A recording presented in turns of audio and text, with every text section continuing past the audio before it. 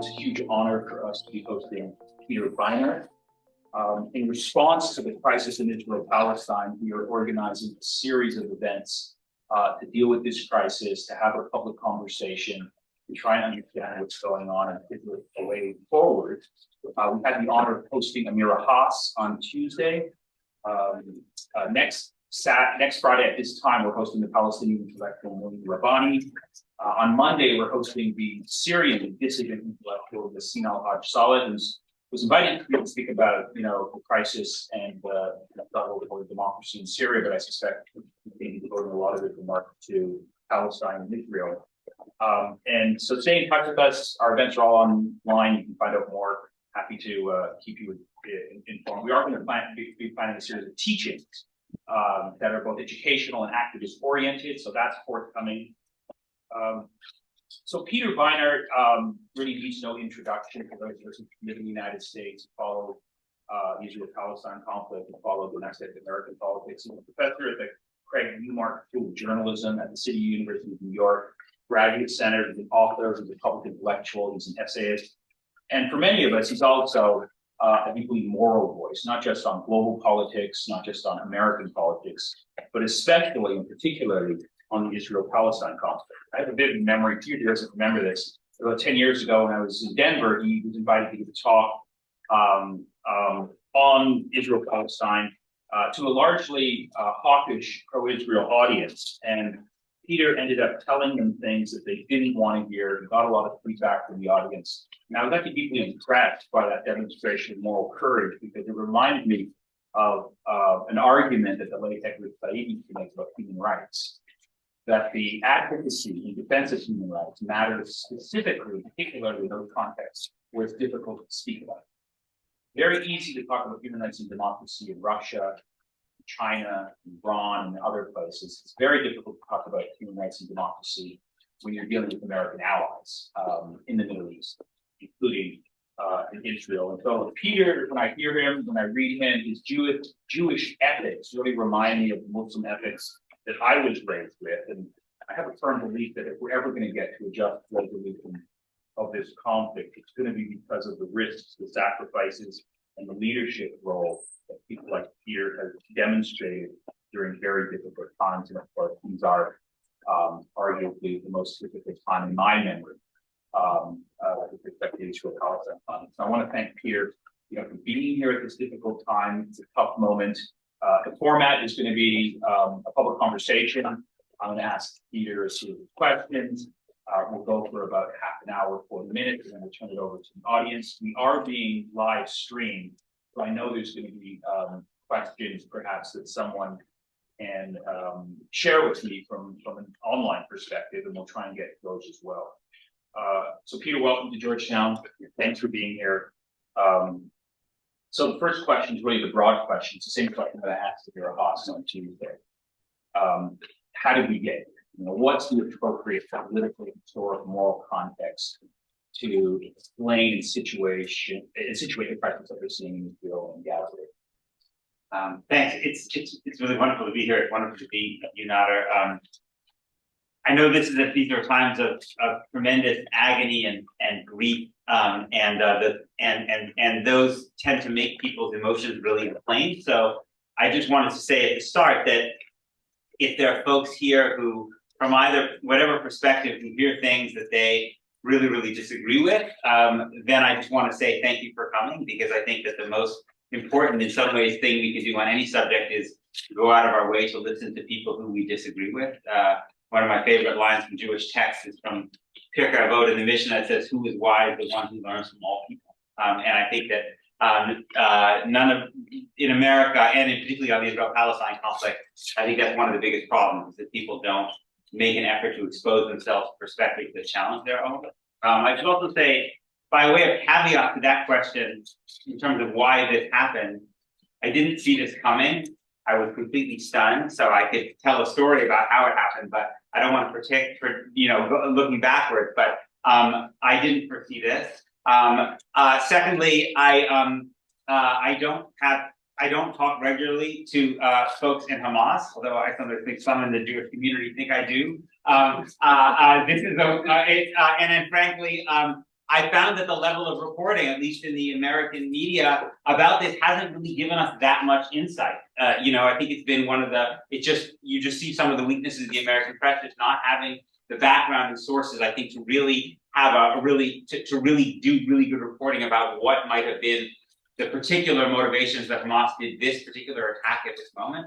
And the third thing I just want to say by way of caveat is that whatever context I give does not absolve the people who killed innocent civilians of moral responsibility. I believe that whatever context exists, that people who knowingly take civilian life have a direct moral responsibility for their actions, no matter what the context and the circumstances are that we should understand. So to try to contextualize is not in any way to justify.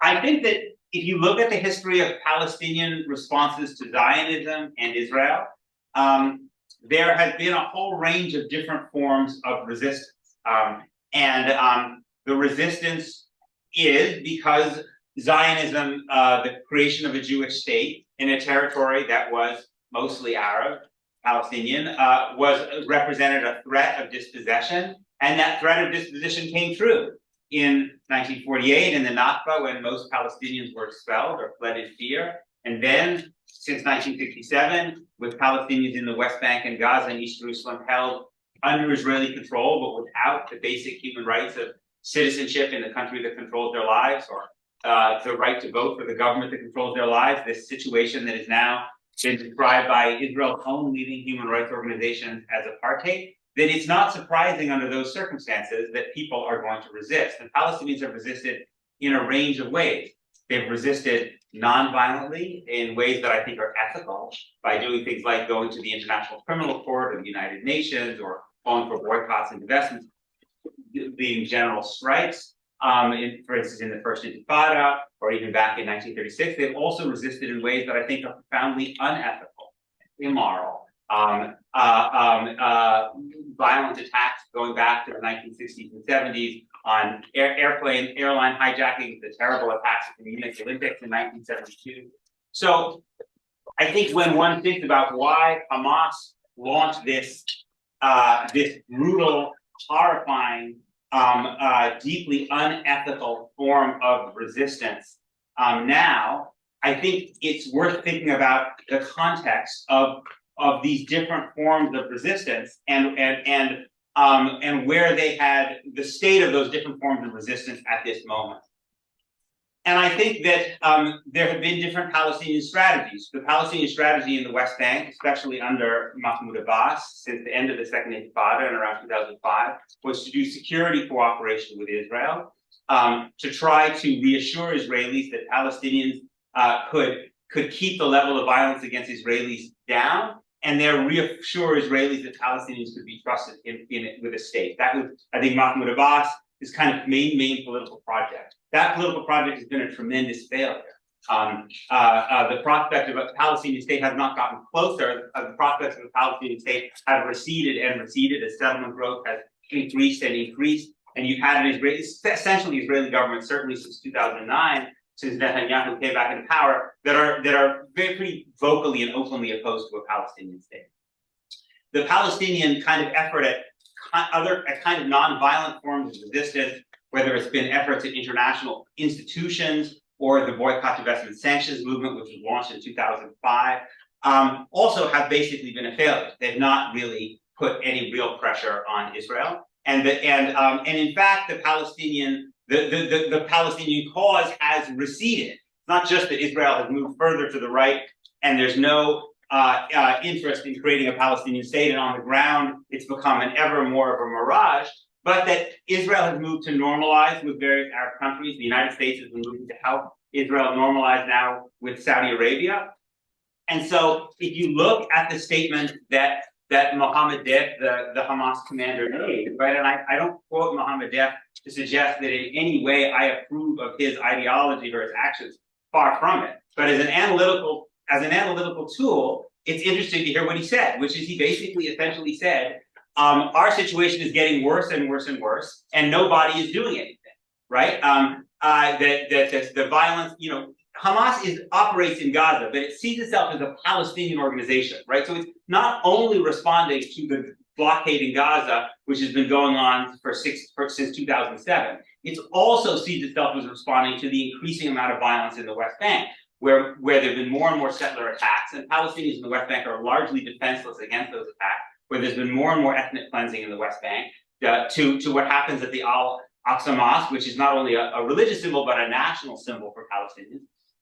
And so I think under those conditions, Hamas felt that it wanted to act.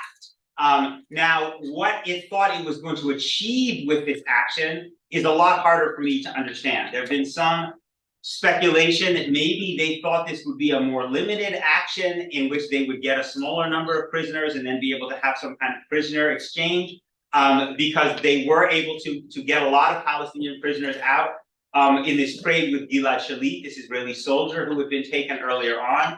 And the Palestinian prisoner issue is extremely important and resonant in Palestinian politics. So I think Hamas may have seen that it could have a big win potentially by some kind of Palestinian prisoner swap. If so, I think they probably badly miscalculated. It may be that Hamas saw an opportunity to try to completely eclipse the Palestinian leadership in the West Bank, which has grown, I think, weaker and weaker and more illegitimate.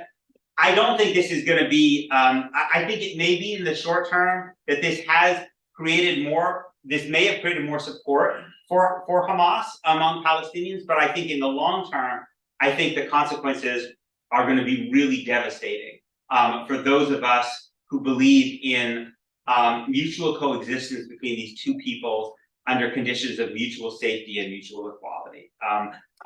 So it seems to me the irony is, again, this is also predicting the future, and I'm bad at predicting the future, but if I had to guess, my guess would be that this will go down as this military success for Hamas, but a very serious, but a political defeat for the Palestinian national project. Because I think the sense of greater support for the Palestinian cause that has been growing in the United States and other places, I think has been set back by this. It certainly made it harder in my own community, in the Jewish community. And I think that what's so frightening to me, and I think it will empower, I mean, Israel has already moved to the right politically, and I think even though Netanyahu's political career may ultimately be ended by this, I think that this will make the prospect of either a Palestinian state or one equal state more inconceivable for more Israeli Jews. Obviously, the Israeli response to this is bringing massive suffering to Palestinians, and even the possibility of some kind of ethnic cleansing in Gaza. So what's tragic to me is that I don't think that Israel and the United States or other countries essentially created a context in which Palestinians who were responding ethically, who were resisting ethically, could succeed. And into that vacuum moved Hamas, which doesn't just have a history of these brutal and I think completely immoral attacks on civilians, but it also just does not have a vision of ethical mutual coexistence. And so it seems to me that the forces on both sides who are opposed to mutual safety, to mutual freedom, to mutual coexistence are stronger than ever. Thanks, Peter. So you wrote this, very important essay, very moving essay in the New York Times. First observation is, I don't know how you would craft an essay coherently in this moment of crisis. So thank you for that essay. I'm not sure how many people in the audience or people watching online have read the essay. You've sort of touched upon, I think, some of the arguments already, but could you just give us a summation of what you wrote in the New York Times, and we can sort of unpack it from there? Sure. Well, the first thing, I guess, is the difference between journalists and academics is that journalists just basically think in terms of meeting deadlines. Academics think about, crafting really important, very well argued, very sophisticated things. Journalists generally just think in terms of getting things done. So, in some ways, sometimes that can be useful. The point I tried to make was I tried to look at the African National Congress in South Africa, and I particularly started with this interesting moment in 1988 where the ANC, after a series of bombings, civilian bombings in white areas in South Africa, basically said, we reject this. We will try not to do this anymore. The ANC was not a nonviolent organization. It had adopted armed resistance in 1961, but it reaffirmed its opposition to attacking civilians. And the point I wanted to make was that I think part of the reason the ANC was able to do this, partly it had a kind of moral code and a commitment to mutual coexistence between white and black and other South Africans that of course Hamas does not have. So it knew that terrifying and traumatizing white South Africans would be undermining of the vision that it wanted to create, but also it had seen that its more ethical brand of resistance was bringing results. Because by 1988, the US Congress had passed sanctions, universities across America had divested from companies that did business in South Africa. So it was more able to maintain this moral code, even though there were plenty of people in Black South Africa who wanted to go after white civilians. The PAC, people associated with the Pan-Africanist Congress, which is the ANC's rival, adopted the slogan, "One settler, one bullet." But the ANC was kind of able to hold the line against that because I think there was a virtuous cycle in which they saw their ethical resistance was bringing results. So the point I wanted to make was, first of all, that I think that people who believe in ethical resistance need to not just condemn these attacks by Hamas, but condemn the vision that they could be leading towards, which is a vision essentially of a kind of an Algeria-style solution in which you force the Israeli Jewish population out.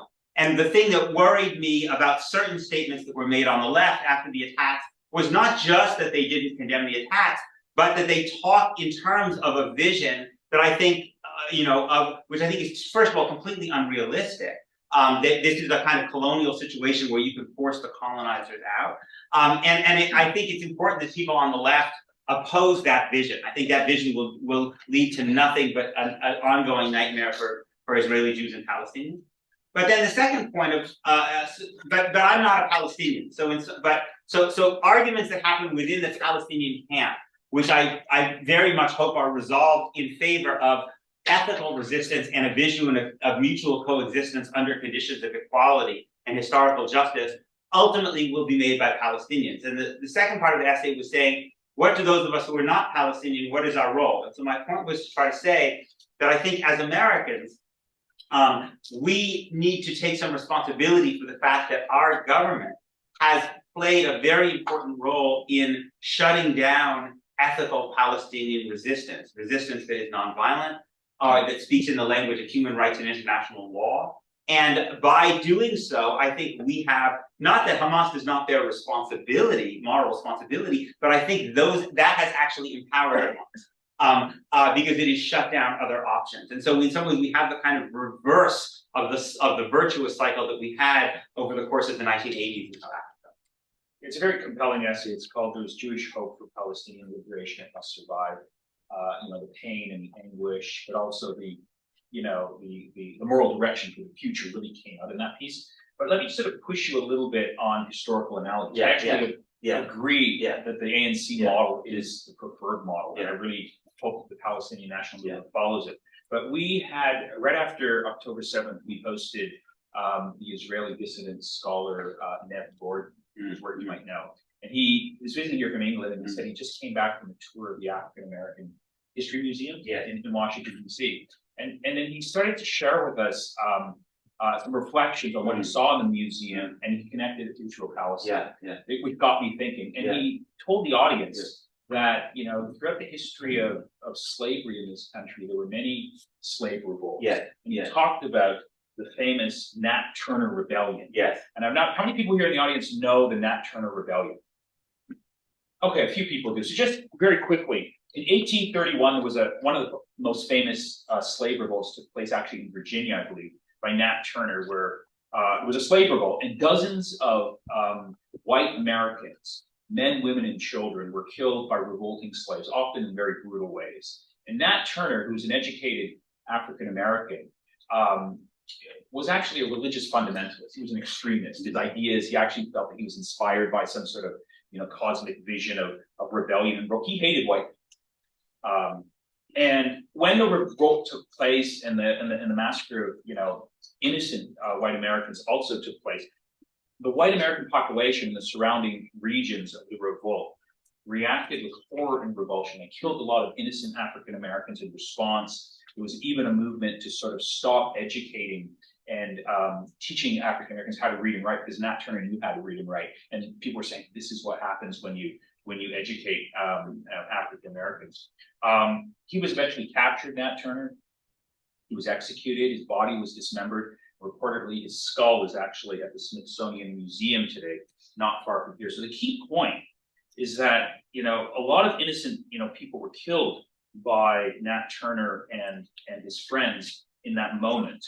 But when we look back on that slave revolt, we sort of understand that slave revolt in a broader political and moral context.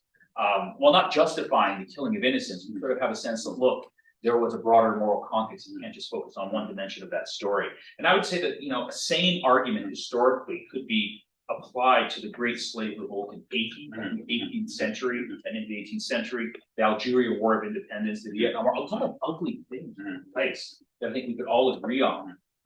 But when we look at it in a broader historical context, we sort of see that, while we have a preferred option for national resistance, sometimes, in fact, in many ways, perhaps when we do the educated sort of analysis, these types of Haitian and Nat Turner slave revolts in the context of struggle for human emancipation are much more typical and normal than the ANC model. Right. So the question is to what extent does the Nat Turner rebellion, that framework, to what extent does that bear on recent events in Israel-Palestine? Yeah. To what extent can we learn anything from it?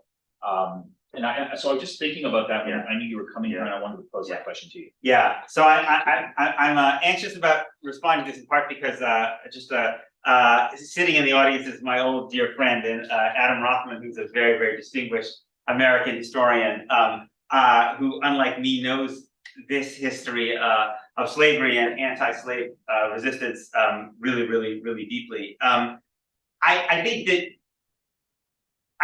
that there are two questions. The first is that it's important that these analogies to resistance that consciously targets and kills innocent people, civilians, those analogies are valuable because it does remind us that in other circumstances, we are able to recognize the context without justifying the killing of civilians, but we're still able to recognize that it comes within a context of larger violence, right? In the slavery case, it was also the case of Native Americans who killed white civilians when they could in the process of being dispossessed, or many other examples. So I think that's exactly right. I think that's really that's important, right? I mean, in fact, I talked to a friend recently who was in Ukraine because he has family in Ukraine, and he was talking to a cousin of his, and he said to his cousin in Ukraine, "What outcome would you like to see from this war?" And she said,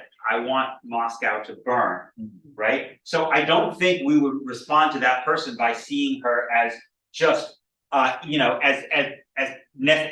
entirely depraved, right? We would say, well, we don't want Moscow to burn. That would not be a kind of Ukrainian resistance we would want, but we would also understand the context. And so I think understanding it is really important to be able to talk about the context. That's what I was trying to do that. And I don't think it would be fair to say, I don't think I could say convincingly by any means that resistance that involves killing of civilians never succeeds, right? In terms of getting the overthrowing the oppression.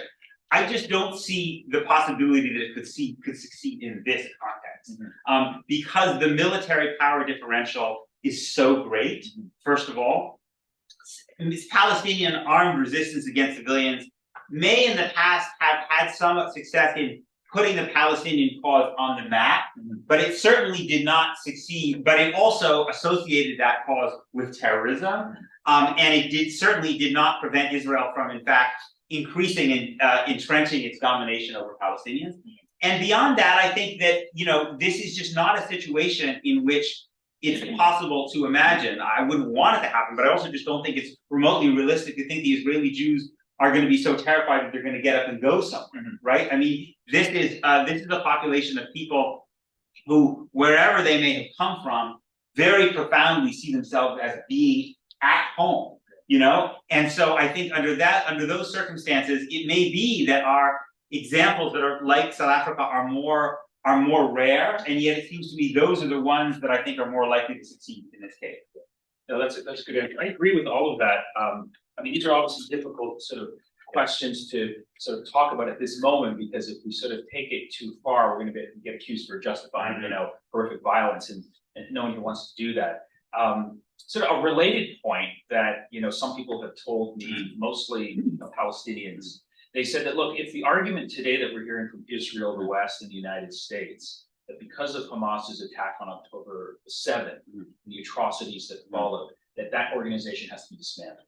It just can't be a partner for peace. Right. It's an obstacle to anything positive that we can envision going forward. If that's the argument, then why not, by the same logic, can someone not argue that, look, the Likud party needs to be dismantled too, because their policies of violence are far greater in number. It's an obstacle by every measure that we're sort of, one can find statements from coalition members that are equally as horrific and shocking as what we hear coming out of Hamas leaders. Right. Is that a fair parallel?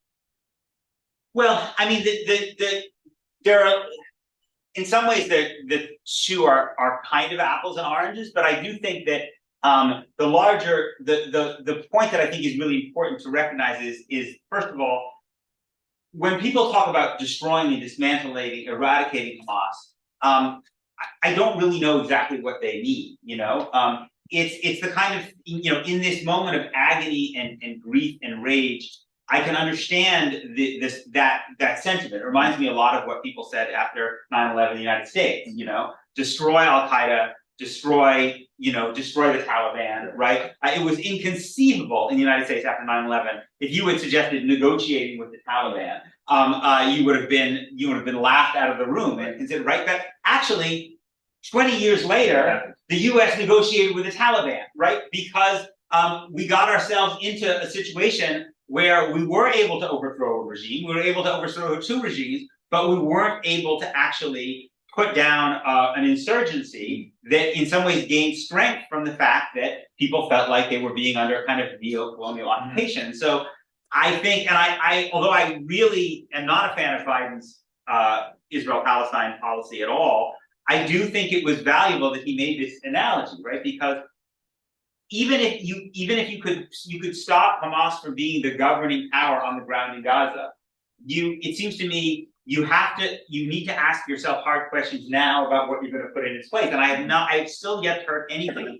give a remotely convincing answer. Israelis don't want to go in and occupy on the ground anymore. Any Palestinian government they put in would be considered a quisling government that they would have to prop up, and they would essentially be battling that insurgency. And so I think these are the conversations that wise people need to have now. And even if Hamas will continue to be, first of all, because there's an Islamist tradition in Palestinian politics.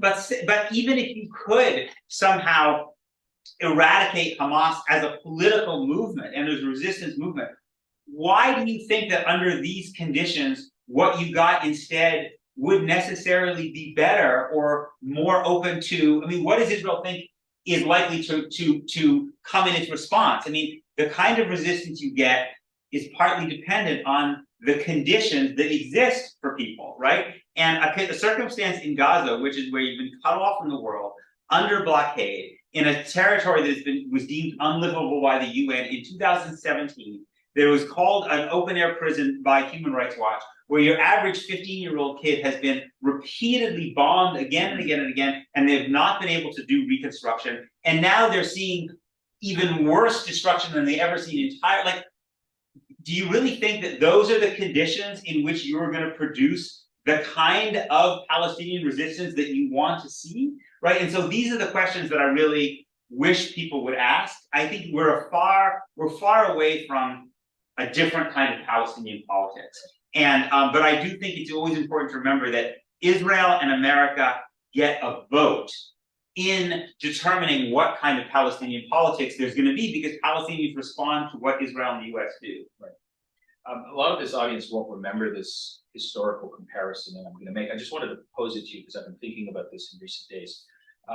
Everything that we hear about Hamas today from the United States and Israel strikes me as being almost identical to what was said about the PLO in the 70s. PLO charter, the PLO is untrustworthy, the PLO is filled with blood, the PLO is, allied with the Soviet Union, they're not a partner for peace, et cetera, et cetera.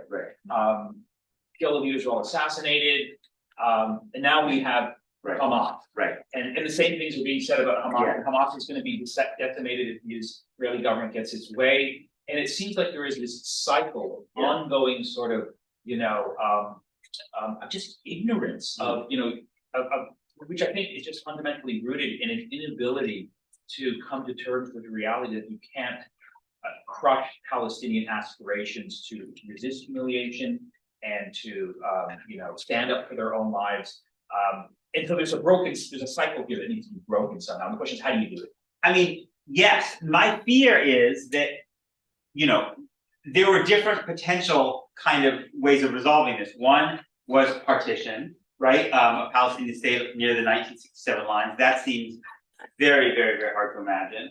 Another was the idea of equality in one political unit. That has no support among Jewish Israelis and even less than it did before. The third, which is I think where we've been, was kind of for Israel to control this territory, but kind of manage Palestinian resistance, a kind of subcontractor in the West Bank, what Tariq Bakoni, the Palestinian scholars, called a violent equilibrium with Hamas, where Israel's not really trying to depose Hamas. They're having exchanges now and then, but they're also in a certain kind of way managing the relationship with one another. Now that also has failed, right?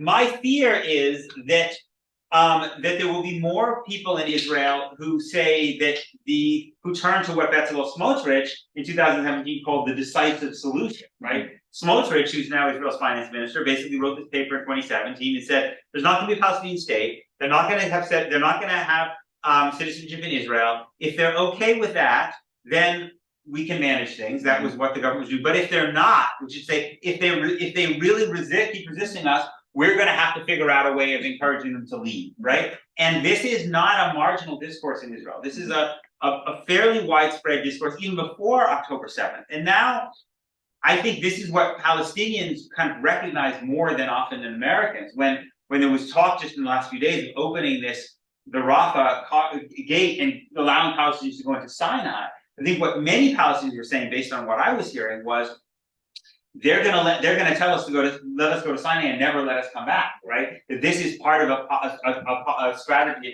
of ethnic cleansing. We've seen this movie before. We've seen this movie before, right? We saw it in 1948. It was also a large expulsion in 1967. Area C of the West Bank is being depopulated of Palestinians now. So I think that my fear is if you don't create some horizon that more Israeli Jews will say, well, the only way we can solve this problem is to get rid of a lot of the Palestinians in our midst. And I worry, I also, one of the things that I find, we're in a world where people learn from one another, including people with hyper ethno-nationalist and extreme ideologies. We just saw just very recently that Azerbaijan was able to do this with 100,000 Armenians, right? I mean, we in some ways have moved towards a world for a whole bunch of reasons where the constraints on this kind of action by states seem to be weaker.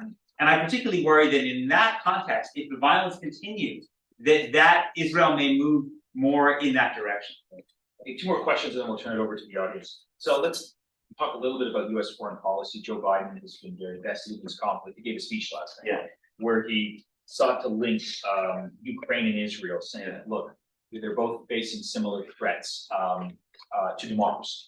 And democracies have to rally together to sort of defend civilized values and to push back against the enemies of democracy. That was his frame. How do you respond to that? I don't think it makes a lot of sense. I mean, Israel, for most Palestinians, Israel is not a democracy. Most of the Palestinians under Israeli control, the Palestinians in the West Bank, Palestinians in East Jerusalem, and yes, also the Palestinians in Gaza, who are under Israeli control, even though Hamas controls things on the ground, they're under Israeli control because Israel, with some help from Egypt, controls access in and out. Israel controls the population registry in Gaza. So unless you get entered into an Israeli computer system, you don't even have status of actually living in Gaza, right? So that so for there are Palestinians who are Israeli citizens, they call Arab Israelis, but they're a minority of the Israelis under Israeli control. So to talk about Israel as a democracy for Jews, yes, but to talk about Israelis as a democracy for Palestinians, at the very least, means a very, very large asterisk. It's not how it's experienced for most Palestinians. So I think this is why this language rings so hollow to so many people inside the rest of the world. And what I think is, so what I think people hear is that essentially America has a certain discourse that it uses to justify its foreign policy, but that discourse doesn't actually align with a universal set of principles around international law or human rights. In the case of Ukraine, yes, there may be a very strong case under international law to repulse, Russian aggression, but it is Israel that's occupying Palestinians, not vice versa. I think Biden's policy. What interests me about Biden's policy is we're often used to Republican presidents wanting to do exactly the opposite of the Democratic predecessors or vice versa. But I actually feel like the best way to understand Biden's Israel-Palestine policy is in some ways to do the exact opposite of what Barack Obama did, which was Obama had a public fight with the Israelis and then had to back down, and didn't have much, was disliked in Israel. It seems to me that what Biden has tried to do is basically hug the Israelis very, very close throughout the administration, basically give them pretty much everything they want. And I think that bears, by doing that, I think he bears some of the responsibility for the sense of Palestinian hopelessness and despair that has empowered Hamas. But the most optimistic scenario in the coming days would be that by doing that and building up this credibility with Israelis and even inside the government, he may try to use that to restrain Israel from kind of its maximalist military efforts, partly because they're just worried about the potential for a regional war. And if the Biden administration could prevent Israel from doing a ground invasion, I don't think that's likely, but if they were able to do that, I think that would be actually quite a remarkable achievement. One last question before we get to the audience. You're a professor of journalism, and you mentioned in your introductory remarks the weakness of the American press since October the 7th. What has struck you the most as being problematic with the mainstream media coverage of this crisis? What sticks out in your mind when you're teaching your students that you feel is sort of glaringly obvious and we need to do better at? Well, Edward Said famously wrote in 1982 that Palestinians kind of lack permission to narrate. And although I think there's been some progress in some corners of the American media, I still think it's moments like this where you see how difficult it is for a Palestinian perspective to be aired. And that's not just, that's also partly important because that Palestinian perspective is much more widely understood and shared in many other parts of the world, in the Middle East, in the Islamic world, in much of the global South. So by not understanding how this may look to Palestinians, we therefore in America also have a lot of trouble understanding how it looks to people in a lot of different countries of the world. And which means that we have more trouble understanding why, when we come to them on Ukraine and say, well, you have to take the ethical position by standing with us in Ukraine, they say, basically, F you, like you think that you have any moral standing. And we, I think, because of we don't necessarily understand the set of experiences and things they're seeing that might lead them to take that perspective. So that has been something that I really, they're just basic things that I think are important, fundamental facts to understand that I don't think get said very often.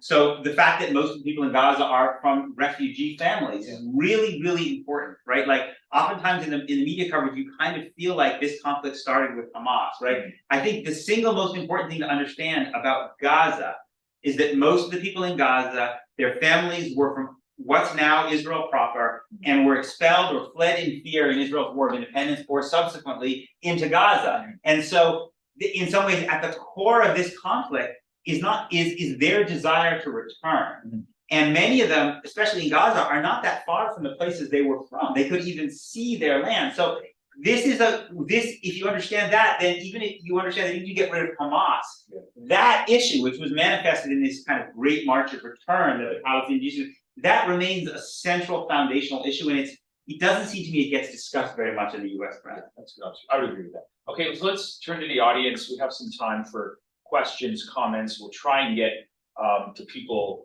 online as well if we can figure out a way of getting their questions. So the floor is open. Raise your hand.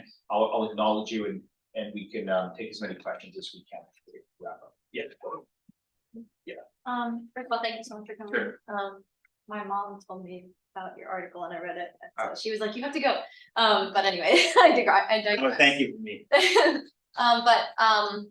So you were talking about how you mentioned how it's not just an issue in Gaza, it's not just the violence there, and that Israeli democracy can't be valid if they have an occupation of the West Bank. And historically, the West Bank has been a hotspot for Palestinian humiliation, and that with checkpoints and settler violence that's condoned by the government.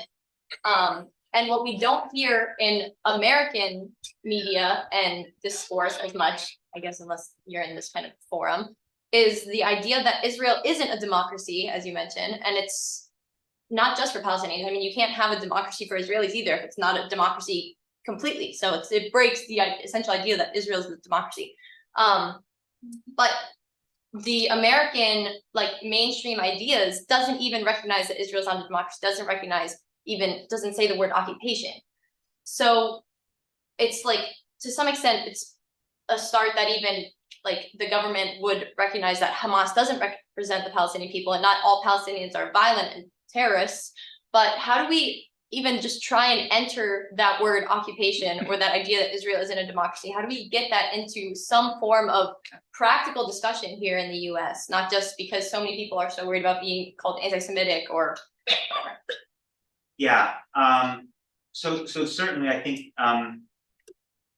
the use of anti-Semitism to kind of to shut down legitimate criticism of Israel, or even criticism of the idea of Jewish statehood, I think is to me is really, really unfortunate, and seems to me a kind of it bothers me a lot, because I feel like it represents a misuse of a certain moral currency that we should be more careful about. That people worry about being called anti-Semitic for good reason, right? Because there's a consciousness in America, thank God, of how terrible anti-Semitism can be, and that in some ways Jews or Jewish organizations, because they speak in the name of a Jewish collectivity, are kind of empowered to therefore take that moral capital and then deploy it. And so it seems to me, it really upsets me when I feel like they're essentially not treating that moral currency with the reverence that it should be treated, right? To essentially deploy it to basically try to silence a set of arguments that you don't want to debate on the merits. Debate the arguments on the merits, right? I believe that people are in it, should be considered innocent of anti-Semitism, just like they'd be innocent of any other form of bigotry, until proven guilty, right? And just as my criticisms of Saudi Arabia don't make me anti-Muslim, or my criticisms of India don't make me anti-Hindu, right? I mean, there should be a baseline understanding that states are subject to critique, and not just their actions, but the ideologies of states are subject to critique, right? So that bothers me a lot. But I also think that the reasons that for the American discourse on Israel run a lot deeper than just the fact that, people are concerned about being anti-Semitic. One of the things that I find endlessly fascinating about the American debate about Israel is that it is quite different than other foreign policy discussions, because it is so often a proxy debate for America, right? Because Israel was, in some ways, the idea of founding a kind of a promised land on a hostile frontier with a hostile population and dispossessing that hostile population is our story, right? I mean, I came across, so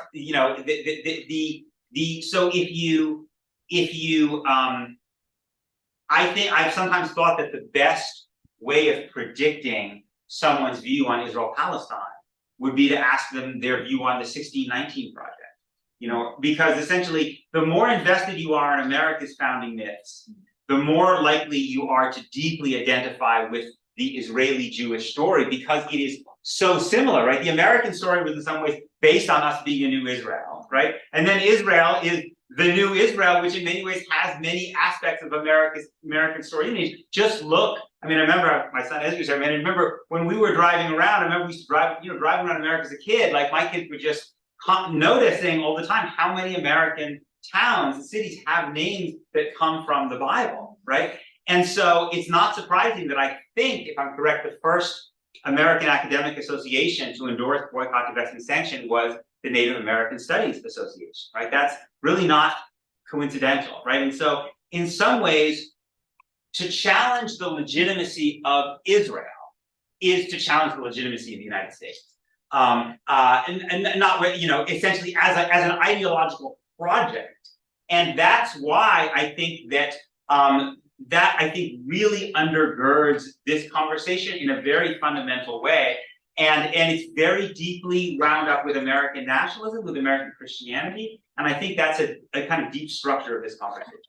Let's maybe take one more question or two more questions from the audience, and then Andrew will go to maybe a couple of questions from people who are viewing this discussion online. So one and then two. Go ahead. Hi, thank you so much for coming. It's great to hear you. I was a refugee street youth person in college, and so I heard a lot about you and read a lot of your work. It's really cool to be here with you. So my question is, I grew up in the modern Orthodox community in New York, and I've never seen so many people distinguish Palestinians from Hamas so aggressively in social media posts and whatever as I'm seeing now. I feel like in the past it's been me explaining to people, the average person in America, but also the average person in the Jewish community doesn't necessarily understand the differences between people in Gaza and people in the West Bank and Hamas versus the PA and all those things. But people are really seeming to, because they want to make this point of Israel's not attacking Palestinians, they're trying to destroy Hamas, and it's an important context to justify what Israel is doing. What are your thoughts? What are your thoughts on if this will actually improve people's ability in that community and American general? Well, first of all, I just want to say, Yasher Koach, it's not easy to move from, I know the community that you're talking about, it's not easy to move from that community to J3, but it's very, very important that there are people, that there are people who are willing to rethink things that they were taught growing up, and willing to take positions even if they're difficult to take in their community. I think that if people are saying we're just against Hamas, but we're not against the Palestinians, I guess what I would say to those people is, okay, then who are the Palestinians that you were listening to, right? If you want to be opposed to Hamas, fine. I mean, I also dislike Hamas's ideology. I'm also opposed to Hamas's ideology, but I would encourage those people to engage with other Palestinian thinkers, writers, expose themselves, because I think if they do that, they will realize that there are also Palestinians who share values very different than Hamas, but they're probably also going to realize that those Palestinians who have very different values than Hamas also have some very, very fundamental critiques of Israel, right? So it may not be this safe harbor that they think it is, right? To say, I'm with the Palestinians. Okay, well, listen to other Palestinians and find Palestinians that you are willing to learn from, right? But you're not going to find a lot of Palestinians who don't feel like Israel is fundamentally oppressing Palestinians, right? And so I think that's the kind of way I would respond, because I think, in our community, I think one of the fundamental problems is there's an endless discussion about Palestinians, and it's very rare that people actually listen to Palestinians, right? And I think there's something toxic and pathological about constantly talking about people who you don't listen to. I think it's a recipe for ignorance and dehumanization. I don't think people think about it in those terms, but I think that's what actually happens. And so if people want to disassociate, then I think they have a responsibility to then try to educate themselves about Palestinian perspectives in a way that I think, unfortunately, most Jewish institutions don't do. Okay, next question, and then we'll go online for a couple of questions. Go ahead. Yeah, thank you. So I have just a few, we're talking about historical examples and stuff. So I have two small comments. I'm just interested in thinking your thoughts. So one, in the New York Times article, so if I remember correctly, so I totally understand the historical perspective of colonialism and South Africa. If you're talking about like strategies for political violence. But you had one line there that said maybe there's a difference because the Jews don't have where to return. So I'm just interested in general, like it's a general question for me in this analytical framework of colonialism. If you don't think that is a very main issue that is ignored in all of these analogies, right? It's one thing to say Israel is using colonial strategies, whatever, but always in the debate, I find the underlying, and you yourself said in Algeria, they thought they can bring people back to wherever, and they did. They got them to go back to Israel. France, right? I mean, Europe didn't work so well for the Jews, right? So the question is where you expect, or where in this analytical framework,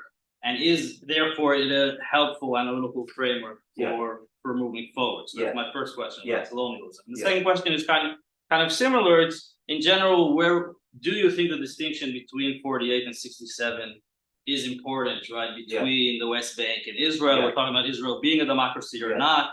So again, I understand all the arguments that Israel isn't, but just that's like that for historical clarity. Do you think it is important? And specifically with Gaza, as you said, many of the people in Gaza are refugees who want pull out to return to 48. Now that may be a legitimate claim, but where does that put us analytically when we try to, right? We're talking in general about occupation, Palestine, whatever. So does the 48-67 distinction hold something in your So those are both really, really good questions. Can you clarify the first part of the question? Right. As I understood it, I think it was kind of to what degree is this notion of settler colonialism really a valid kind of prism for understanding Israel, Palestine, and Zionism. Is that fair?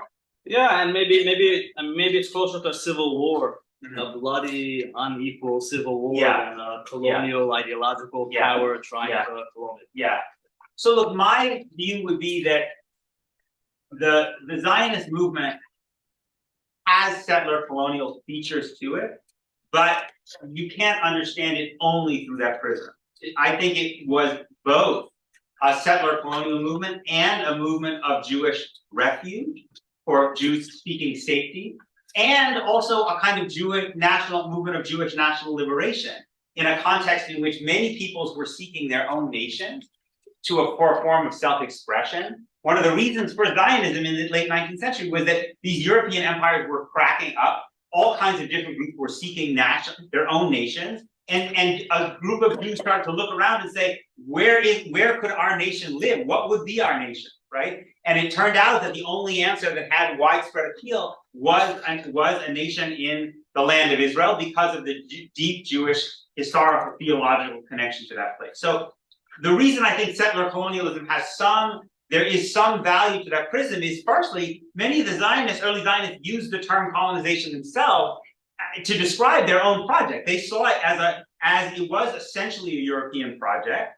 That although most of Israeli Jews are not come from the Middle East, the people who led the Zionist movement were overwhelmingly European, and they were products of their time, right? And it was a time in which the notion of modernization, civilization, was part of the general discourse. So you literally have Zionist institutions that use the word colonization in their own language, right? It wasn't a dirty word, right? And the notion was there was a population there, right? Most of the population was an Arab population. And the idea was that this population would be kind of civilized, modernized, but also essentially dominated, right? Because when you're talking about a Jewish state, that is a state in which, at the end of the day, Jews are going to be running things, right? So I think that one can say yes and when one talks about settler colonialism. Also, settler colonialism can go in different directions, right? Settler colonialism in the United States or in Australia or in Canada leads to the decimation of the indigenous population. When I say indigenous to refer to Palestinians, I don't say that to denigrate the profound nature of the Jewish historical depth of connection to what we call Eretz Israel. I mean, I can read Bereshit as well as anybody else. I can, recite the tefillot that we say about return to Israel. So it's not that, but it still remains that if you look at what the population of this territory was during the first Zionist Congress, it was overwhelmingly an Arab population, and even the Jews who were there were mostly not Zionists, right? But settler colonialism can lead to the destruction of an indigenous population. It can lead to the settler population leaving, which I don't think will happen in this case because Israeli Jews are so deeply entrenched and so profoundly attached to this place. But it can also lead to what Mahmoud Madani has talked about the kind of settler becoming native, which is essentially, that's the project that South Africa is trying to accomplish, right? Which is essentially to create a society of equality under the law with an effort towards historical justice, in which you ultimately say, it doesn't matter fundamentally when you came here or under what circumstances, that everybody is here now. They need to live together in equality. There has to be some process of historical justice for past wrongs, but not with a spirit of vengeance, with a spirit of historical, just like we need in America, historical justice so we can have genuine peace and reconciliation and mutual coexistence. And that's what I dream of in Israel-Palestine. I'm not optimistic that I will see it, but for me, that's the dream. Andrew, could you read off 2 questions and then we'll... Oh, I'm sorry, I didn't answer the second Oh, yeah, sorry. question. Very quickly. Hold on. The difference between 48, so 48 is what we call Israel proper, right? And then 67 is the territory, the West Bank, East Jerusalem, Gaza, which Israel took in 1967. There is an important difference because Palestinians in Israel are citizens. They can vote, they're represented in the Knesset, they live under the same law. They suffer a very severe form of structural discrimination that one could get into, especially if one looks at the allocation of land. You can see it, if you look at the Israel Land Authority, for instance, and how it distributes land, but they do have citizenship. Palestinians don't, right? I think that, to me, so that's an important distinction. But what has happened essentially is that in many ways Israel has erased that green line between 48 and 67 as a potential border between Israel and a Palestinian state. And so in some ways, it has actually, I think, encouraged this tendency to see this as one integrated political unit, all under Israeli control, in which Israel just administers the territories differently. I think that is the circumstance that we have gotten to today as the possibility of an independent sovereign Palestinian state in the 67 territories has receded and receded. Andrew, could you read off 2 questions from our online viewers? Of course, and thank you everybody for coming and for your questions. We have several online, but I will read 2. This question is from Associate Professor Daniel Broomberg of Georgetown. The question is, the idea of a 2-state solution has been rejected by many groups well beyond Hamas. Many of its representatives argue as well that being Israeli itself is a crime. How are students on campuses across the country who favor recognizing the legitimate claims of 2 contending national movements address a narrative that is becoming normalized, which it has counterparts in this Israeli messianic right? Do you want me to read the second one, or? Yeah, read the second one too. We'll get your answer both. Okay. How more ethically creative can resistance get at this point? There's a context of brutal repression at the hands of one state against the other, and a people who are facing insurmountable, impossible odds for basic needs. If there's no way to reprehensibly condition violence, how can a peace process move forward if one side is stalled to even begun to communicate normalization? I'll take the first question. Sure. So I think that the way I think about it is that one can recognize that there are 2 peoples in this territory, both of whom have aspirations towards self-determination, but that does not require partition. That you can think about a binational framework in which these 2 peoples are living under conditions of equality under the law, but there's still recognition that there are kinds of autonomy that are needed for each of these communities, because self-determination doesn't always mean sovereignty. Often it doesn't mean sovereignty. Often it means forms of autonomy.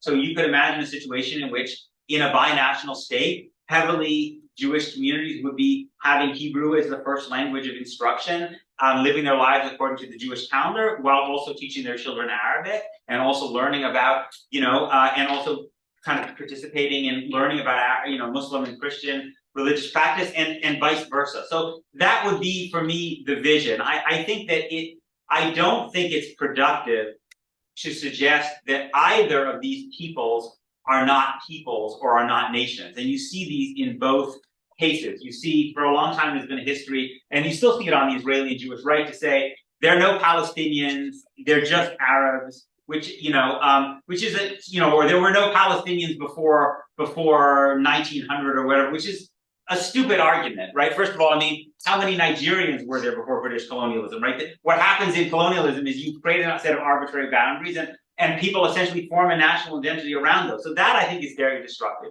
I also think it's very counterproductive when sometimes you'll people say, well, Judaism is just a religion. Jews don't need national or collective self-expression. That's a misunderstanding, I think, of Judaism, at least the way it's understood for many, many Jews, in particular Israeli Jews, that there is a national component to Judaism, and especially there is a national component to Israeli Jewish identity. And I think one needs to recognize both while ensuring that while holding fast to the principle that all people deserve to be treated equally under the law. That's why I'm very taken by, there's a Palestinian political scientist named Bashir who talks about egalitarian binationalism. That's the principle the vision that I like. In terms of what Palestinians can do, I think there is a lot of work that needs to be done in Palestinian politics. The PLO, for instance, is a kind of a defunct organization. But it's not really, and it's not. You don't have a kind of unified Palestinian political leadership that's essentially offering a kind of a vision of the future. But as a non-Palestinian, that's not my work.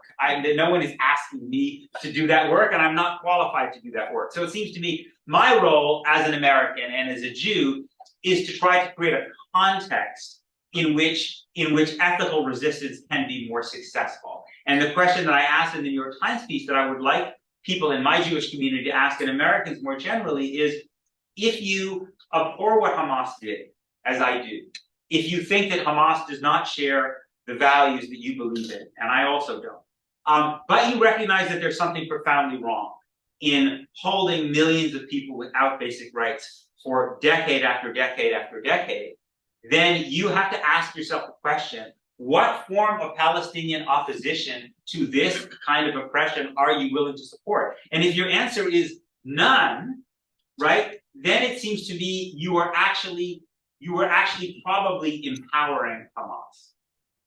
Okay, maybe one question here. If there's anyone in the audience that wants, okay, one more question here, then we'll start to wrap it up. That's all. Peter, I really commend your commitment to a moral discourse, and if within the context of engaging in a stimulating discussion, permit me to raise 2 points. First, I appreciate the distinction between the ethical and unethical resistance. However, the very employment of violence does not serve as the compelling imperative for the distinction. More concretely, so it is about the targeting of civilians. Here, I think the puzzle is, how would you react to the argument of a violent resistance when it abides by international law, namely in terms of the rules of distinction between combatants and non-combatants and proportionality, two main pillars. With the second point is Professor Hashemi eloquently made the analogy with the PLO in the 70s and the 80s, and I think this is very relevant. Why? Because the PLO renounced violence, it came to recognize Israel. Well, I think Hamas also kind of entrapped the Israeli position. Why? Because what the unspoken discourse here is Hamas came to change its charter in 2017. So the charter was a major turning point. This is a watershed moment because Hamas came to implicitly recognize Israel and acknowledge the 242 resolution.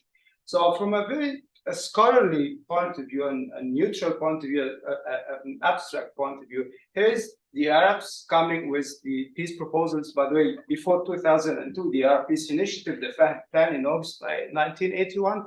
So proposing to have a comprehensive, durable, just peace with Israel. You have a regional context for peace. You also have the vast majority of the Palestinians, including militant organizations, came to change their perception and say, let us live in peace and let us renounce.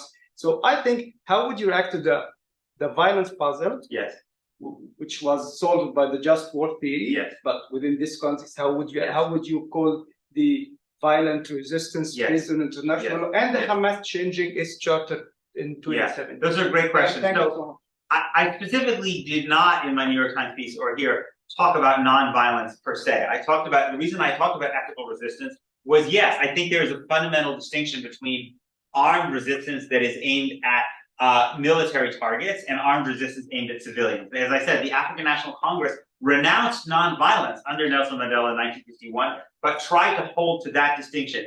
If Hamas had broken through the fence and restricted itself to military targets, there would have still been massive widespread condemnation.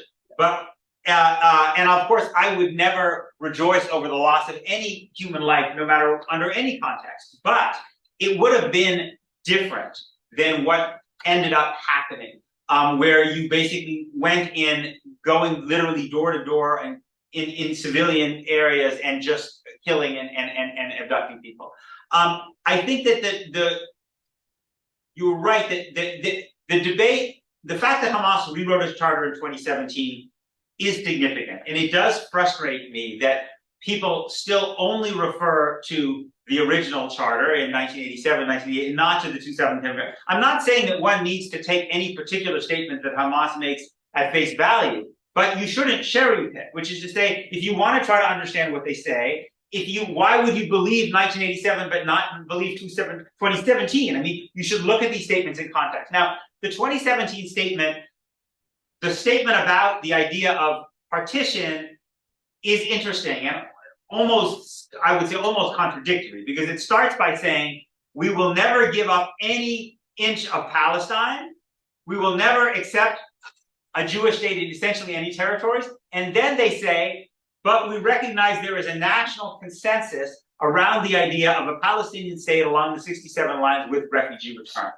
And the way I read that, and again, I'm not an expert on Hamas, is that the term national consensus is important because it creates the opportunity that if there had been a negotiation, that let's say there had been a referendum among Palestinians, and that the Palestinians had embraced this, that Hamas would have had to go along with it, right? And it's interesting because you mentioned Likud. I mean, Likud party has been always fundamentally opposed to a two-state solution. There was a time when Likud leaders said, we will never accept a Palestinian state, but we would accept a referendum among Israeli Jews if Israeli Jews voted for a Palestine. So there was almost an analog with Hamas saying, now, I fear we've lost that opportunity, but I think that we have to be able to both denounce the actions of Hamas and yet also try to have a serious, sophisticated understanding of Hamas as a political organization that responds in different particular historical moments to different kinds of incentives and is not static. I think this is one of the things that comes through in Tarek Barkoni's book, Hamas Contained, which is a history of the organization. And in some ways it's, and I think that we are not, Americans are not struggle to do that. And I think that impoverishes our conversation.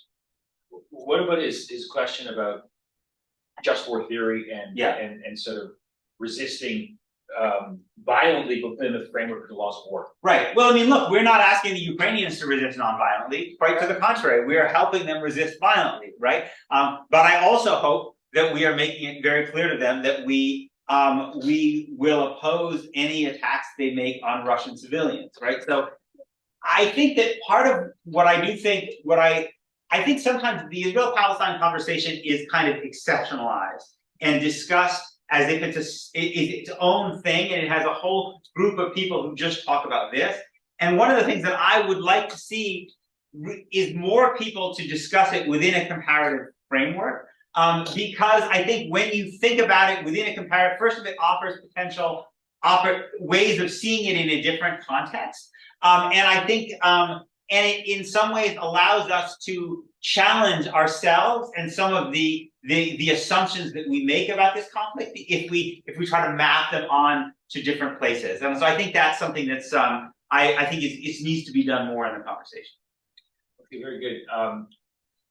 Peter, thank you very much. This is very useful.